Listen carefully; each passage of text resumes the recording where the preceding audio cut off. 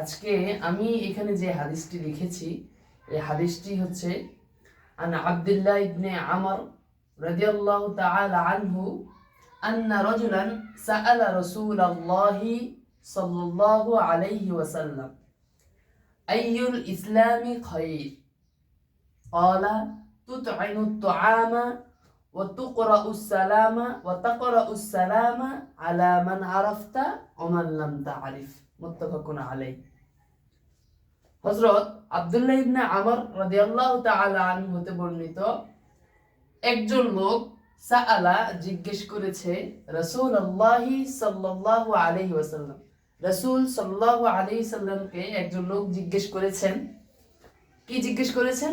আইয়ুল ইসলামি খায়র, ইসলামের কোন জিনিসটি অধিক উত্তম, ইসলামের কোন জিনিসটি সর্বোত্তম, কোন জিনিসটি ভালো। ক্বালা, রাসূল বলেছেন তুত'iমুত তুআমা, তুমি অপরকে খাদ্য খাওয়াবে, এটি হচ্ছে উত্তমতার মধ্যে একটি কাজ। দ্বিতীয় যে কাজটি সেটি হচ্ছে তাকরাউস সালাম, তুমি সালাম দিবে, সালামের প্রচলন করবে। আলা, তুমি সালাম দিবে কাকে? আলা মান আরাফতা ওয়া মান লাম তা'রিফ, যাকে তুমি চিনো, ওয়া মান লাম তা'রিফ, এবং যাকে তুমি চিনো না। তুমি চেনা লোককেও সালাম দিবে এবং অচেনা লোককেও, পরিচিত লোককেও সালাম দিবে এবং অপরিচিত লোককেও সালাম দিবে। তাহলে এই হাদিসটির বর্ণনাকারী অর্থাৎ রাবির নাম হচ্ছে আব্দুল্লাহ ইবনে আমর। একটা জিনিস আমাদেরকে খেয়াল রাখতে হবে, যখন আইন মিম আর র থাকবে তখন সেটা উচ্চারণ হবে ওমর, আর যখন এটার সাথে যখন র এর পরে যখন ওয়া থাকবে তখন সেটার উচ্চারণ হবে আমর। এই জিনিসটা আমাদেরকে মনে রাখতে হবে, এটা গেল একটা বিষয়। এই রাবি হচ্ছেন আব্দুল্লাহ ইবনে আমর। আব্দুল্লাহ ইবনে আমর তিনি, তার থেকে বর্ণিত হয়েছে, তিনি বলেন যে আন্না রাজুলান, একজন লোক, সাআলা, এই সাআলার ফাইল হচ্ছে এই রজুল, লোকটি। আন্না রাজুলান সাআলা, একজন লোক সে জিজ্ঞেস করেছে রাসূলুল্লাহ সাল্লাল্লাহু আলাইহি সাল্লাম, কাকে জিজ্ঞেস করেছেন?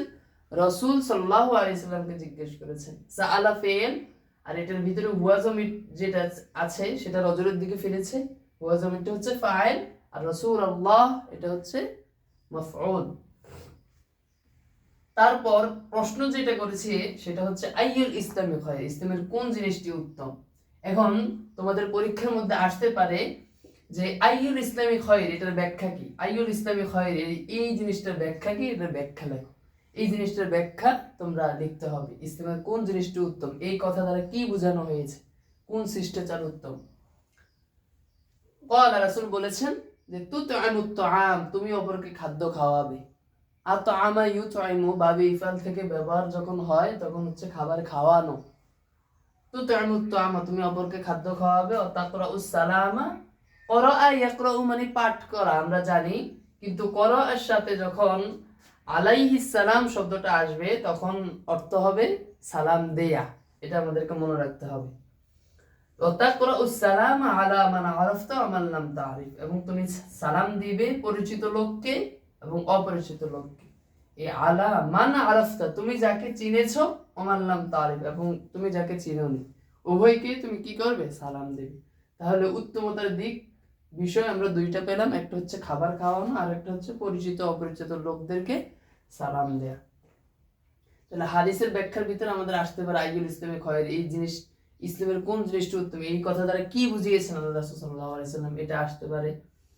তারপর আমাদের আসতে পারে যে আব্দুল্লাহ ইবনে আমর রাদিয়াল্লাহু তাআলা আনহু, তার জীবনী আসতে পারে।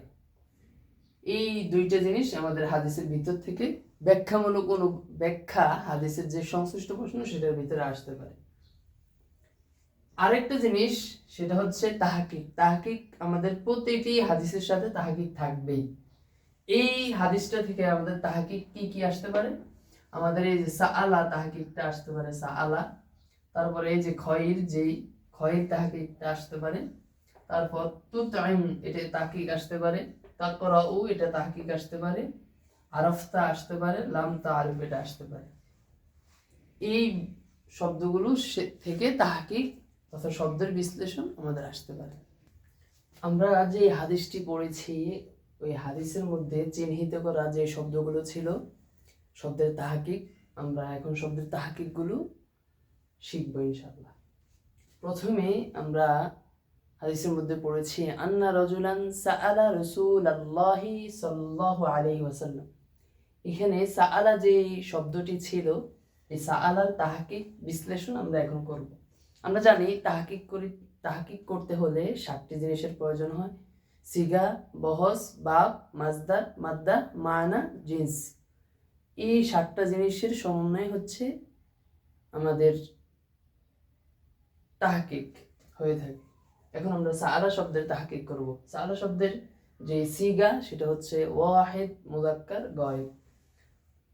ওয়াহিদ মুযাক্কার গায়েব।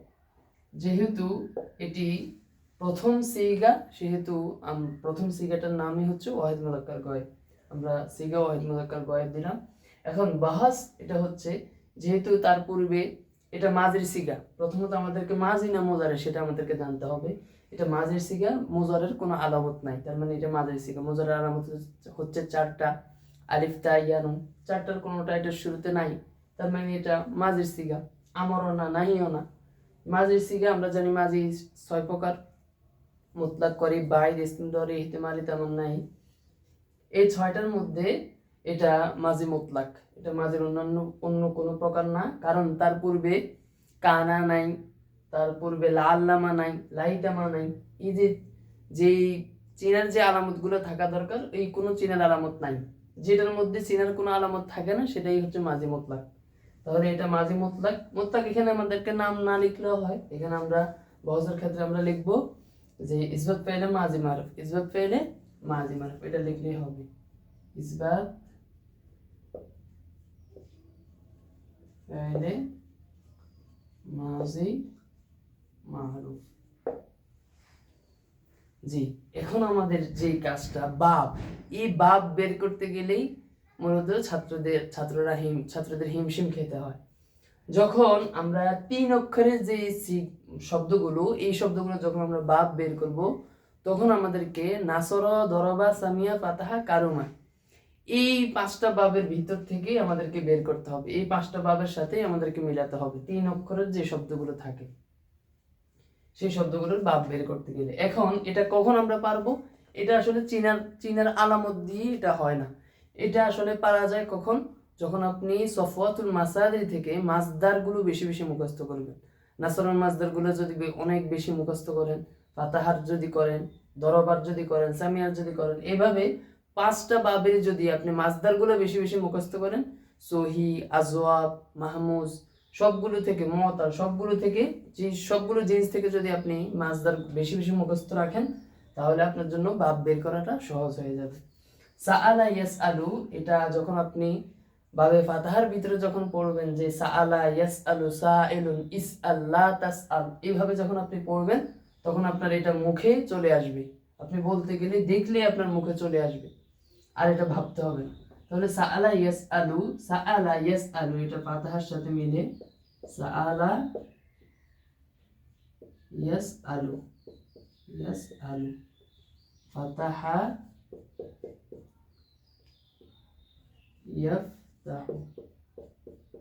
ইয়াফতাহু, দেখেন মিলেছে কিনা? সাআলা ফাতাহা, ইয়াফতাহু ইয়াসআলু, মিলেছে কিনা? তাহলে সাআলা এটা হবে বাবে ফাতাহা, ফাতাহা ইয়াফতাহু।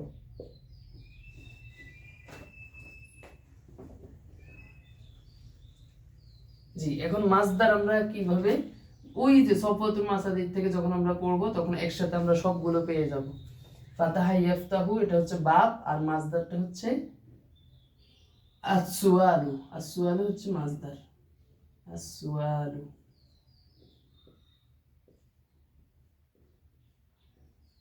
আসসুয়ালু হচ্ছে মাজদার। এখন মাদ্দা এই যে মূল যে মাজির যে এই প্রথম সিগাটা, এটাকে আমাদেরকে এখান থেকে মূলত আমাদেরকে মাদ্দাটা বের করতে হবে। এখানে যে আমরা হামজা দেখতেছি, এখানে আলিফ রয়েছে, আলিফের উপরে হামজা, তাহলে এখানে আলিফটা বাদ, হামজাকে আমরা ধর্তব্য, হামজাটাই ধর্তব্য হবে। তাহলে মূল মাদ্দা হলো সিন মূল মাদ্দা হলো এখানে সিন,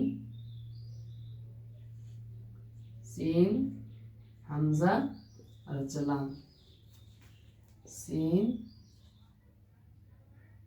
হামজা আর হচ্ছে লাম, এটা হচ্ছে মূল মাদ্দা। এখন জিন্স কি দিব? যখন হামজা চলে আসে মূল অক্ষরের ভিতরে তখন সেটা মাহমুজের প্রকারে হয়, আর যখন শুরুতে হামজা আসে তখন মাহমুজে পা বলা হয়, যখন মাঝখানে আসে তখন মাহমুজে আইন, যখন শেষে আসে তখন মাহমুজে লাম। যেহেতু এখানে মাঝখানে হামজা এসেছে তাহলে এটার নাম হবে, জিন্সটা হবে মাহমুজে আইন, মাহমুজে আইন। আর অর্থটা হবে সে জিজ্ঞেস করেছে, যেহেতু মাজি, মাজির অর্থ সেহেতু জিজ্ঞেস করেছে, সে জিজ্ঞেস করেছিল, সে জিজ্ঞেস করেছে, পূর্বের অর্থ দিয়ে অতীত, সে জিজ্ঞেস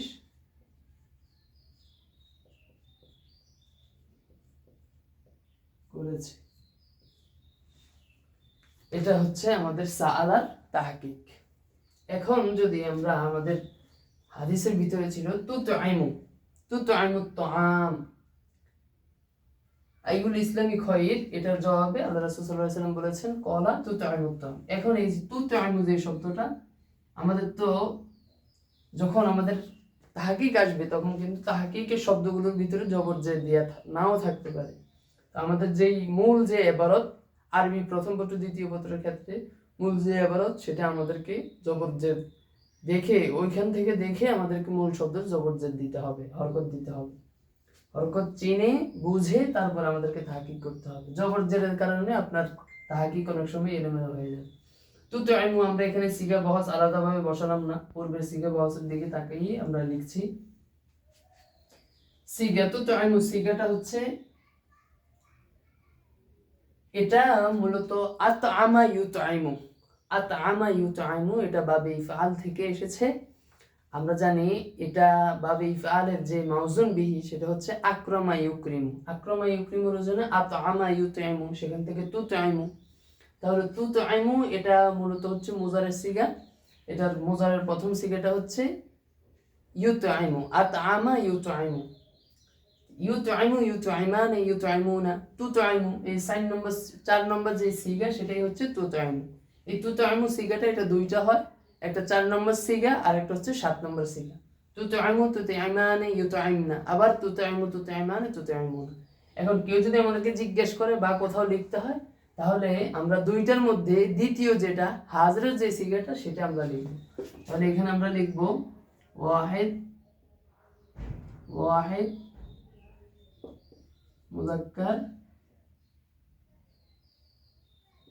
হাজির। কি বলেছি? তুতআইমু দুইটা সিগা হয়, এই দুইটার মধ্যে আমাদেরকে সব সময় এই অনুযায়ী যতগুলো শব্দ আসবে সবগুলোর ক্ষেত্রে আমাদেরকে দুই সিগা যখন হবে তখন আমাদেরকে দ্বিতীয়টা লিখকে আমাদেরকে লিখতে হবে বা প্রাধান্য দিতে হবে। কেউ জিজ্ঞেস করলে আমাদেরকে দ্বিতীয়টা বলতে হবে। বহসটা হচ্ছে ইজত ফেলে মুজারে মারুফ, ইসবাত ফেলে মুজারে মারুফ। বাব হচ্ছে আতআমা ইউতআইমু, আমরা বলেছি এটা আমাদেরকে বাব বের করতে হলে আমাদেরকে প্রথম শব্দের মধ্যে যেতে হবে। এটার মাজি মুজারে কি, মাজির ওয়াহিদ মুযাক্কার গায়েব এবং মুজারের ওয়াহিদ মুযাক্কার গায়েব কি। যেই কোনো সিগা, যেই কোনো তাহকিক করতে গেলে আমাদেরকে মাজির প্রথম সিগা আমাদেরকে জানতে হবে, মুজারের প্রথম সিগা জানতে হবে, তাহলে বাব বের করাটা আমাদের জন্য কিছুটা সহজ হয়ে যাবে। আতআমা ইউতআইমু এটা হচ্ছে মাজি মুজারের প্রথম সিগা, তাহলে এটা কিসের সাথে মিলে? আকরামা ইউকরিমের সাথে মিলে। আর আকরামা এটা মাউজুন বিহি কোন বাবের? এটা হচ্ছে বাবে ইফআলের মাউজুন বিহি। এই জন্য আমাদেরকে সরফে সগীর যেগুলো আছে, যেমন নাসরা ইয়ানসুরু নাসরান ফাহুয়া নাসিরুন, মানসুরু ইয়ানসুরু নাসরান ফাহুয়া মানসুরুন, এভাবে দরাবে ইয়াদরিবু দরবান ফাহুয়া দারিবুন, এভাবে 4 অক্ষরের যেগুলা রুবাইর বাব, যেগুলো আফআল, বাবে ইফআল, বাবে ইফতিআল, ইস্তিফাল, ওইগুলো সরফে সগীর আমাদেরকে ভালোভাবে মুখস্থ করতে হবে। ইস্তানসারা ইয়াস্তানসিরু ইস্তিনসারান, যদি আমরা সর্বসগীরগুলো ভালোভাবে মুখস্থ করি তাহলে আমাদের জন্য বাব বের করা সহজ হয়ে যাবে। তাহলে এটা বাবটা হচ্ছে বাবে ইফআল, ইতআম, মাসদার হচ্ছে আল ইতআম, আল ইতআম। মাদ্দা হচ্ছে তোয়া, আইন আর হচ্ছে মিম। জিন্স হচ্ছে সহি। সহি কেন? কারণ এখানে হামজা নাই, হামজা থাকলে সেটা জিন্সের মাহমুজ হতো। আবার এখানে এক জাতীয় দুই হরফ নাই, এক জাতীয় দুই হরফ হলে সেটা মুজাফ হতো। আবার এখানে এই হরফিল্লাত নাই, হরফিল্লাত হলে সেটা মুতাল হয়ে যেত। এখন যেহেতু তিনটার কোনোটাই নাই, তার মানে এটা সহি। আর অর্থটা হবে তুতআইমু, তুমি খাবার খাওয়াও, তুমি খাবার খাওয়াবে, তুমি খাবার খাওয়াচ্ছ বা খাওয়াবে। যেহেতু মুজারে দুইটা কালের অর্থ দিবে, সেহেতু আমরা এখানে খাওয়াচ্ছ বা খাওয়াবে দুইটা অর্থই দিতে পারি। তুমি খাবার খাওয়াবে। তারপর লাম তারিফ, আলা মান আরাফতা ওয়া মান লাম তারিফ। এই লাম তারিফ আমরা জানি যে দুইটা বহস আছে মুজারের শেষের দিকে, একটা হচ্ছে লাম আর একটা হচ্ছে লাম। লাম যেটা সেটাকে বলা হয় নফি তাকিদ বলান দরফে আলী মুস্তাকুল মারুফ, আর যেটা লাম সেটাকে বলা হয় নফি জাহাদ বলান দরফে আলী মুস্তাকুল মারুফ। দুটোই নফির অর্থ দেয়, তবে যখন লাম আসে তখন অতীতকে নফি করে, অতীতকে নিষেধ করে। আর যখন লান আসবে মুজারের শুরুতে তখন ভবিষ্যৎকে নিষেধ করে। যেমন লাই ইয়াফআল, লাই ইয়াফআলা, সে কখনো করবে না। আর যদি লাম ইয়াফআল আসে তাহলে সে কখনো করেনি, সে করেনি। লান আসলে সে কখনো করবে না। এই দুইটার মাঝে পার্থক্য হচ্ছে এটা, একটা অতীতের অর্থ দিবে আর একটা ভবিষ্যতের অর্থ দিবে, নফির অর্থ দিবে। এখন লাম তারিফের তাহকিক কি হবে? তারিফ আমরা জানি তার যে সিগা, এটা দুই সিগা হয়। যেমন এটা মূলত আরাফা ইয়া, আরাফা ইয়া আরাফু বাবে ফাতাহা ইফতাহ থেকে এসেছে। আমাদেরকে প্রথম মাজির প্রথম সিগা এবং মুজারের প্রথম দুটি সিগা জানতে হবে। আরাফা ইয়া আরাফু এটা হচ্ছে তিন অক্ষরের যে শব্দগুলো সেগুলোর বাবটা এখানে প্রয়োগ হবে। তাহলে আরাফা ইয়া আরাফু এটা প্রথম যে পাঁচ বাব নাসরা দরাবা সামিয়া ফাতাহা কারমা সেগুলোর সাথে প্রয়োগ হবে। তাহলে আরাফা ইয়া আরাফু সেখান থেকে হচ্ছে ইয়া আরাফু, ইয়া আরাফানা, ইয়া আরাফুনা। তাআরাফু, তাআরাফানে, ইয়া আরাফনা। তাহলে লাম তা আলা মান আরাফতা ওয়া মান লাম তারিফ। তাহলে এই যে তারিফ যে শব্দটা, এই শব্দটা যে নফি হয়েছে আরাফা ইয়া আরিফু, ইয়া আরিফু সেখান থেকে হচ্ছে তারিফ। তারিফু মূলত ছিল ইয়ারিফু, ইয়ারিফানে, ইয়ারিফনা। তারিফু, তারিফানে, ইয়ারিফনা। এই যে তারিফু মূলত ছিল সেটা তারিফ হয়ে গিয়েছে, তারিফ। এখন এই তারিফ পেশ ছিল, এটা সাকিন কেন হলো? এটা সাকিন হয়েছে মূলত লামের কারণে। যখন মুজারের শুরুতে লাম আসে তখন ফেলের শেষে সাকিন হয়, জজম। আর যখন লান আসে, লান, লাম, নুন যখন আসে তখন মুজারের শেষে জবর হয়, জবর, লান ইয়াফআলা। এটা আমাদেরকে মনে রাখতে হবে। আচ্ছা, এটা আমরা সিগা লিখি। যেহেতু আমরা বলেছি যে এইরকম তা দিয়ে যেই সিগা আসবে এটা দুইটা হয়, আর এই দুইটার মধ্যে আমাদেরকে ওয়াহিদ মুযাক্কার হাজির এটাকে প্রাধান্য দিতে হবে। তাহলে এটা সিগা হবে, নাম তারিফি সিগা হবে ওয়াহিদ মুযাক্কার হাজির। ইসবাত ফে এর ইসবাত না, এটা হচ্ছে নফি, নফি জাহাদ বলাম মুস্তাকবিল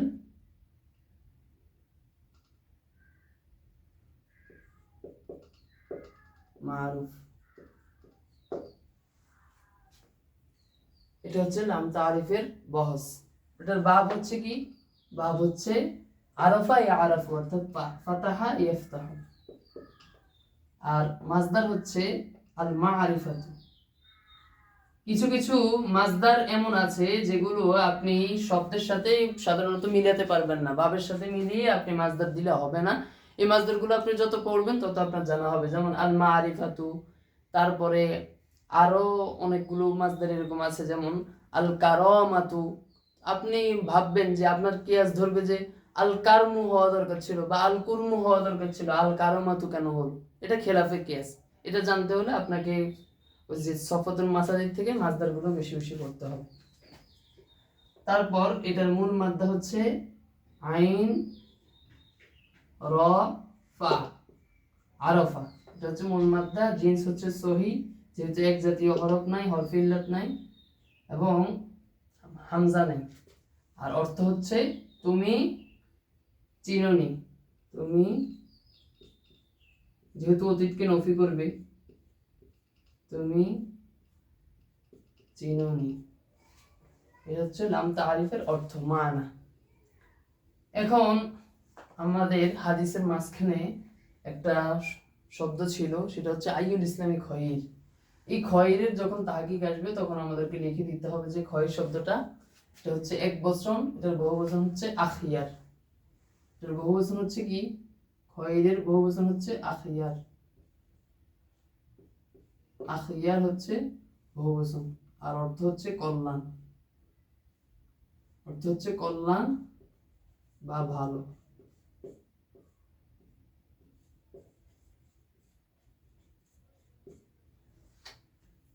এই ছিল আমাদের হাদিসের যে তাহকিক গুলো, শব্দের বিশ্লেষণ, সেটা নিয়ে আমরা বিস্তারিত আলোচনা করেছি। আশা করছি তোমরা সকলে বুঝতে পেরেছো।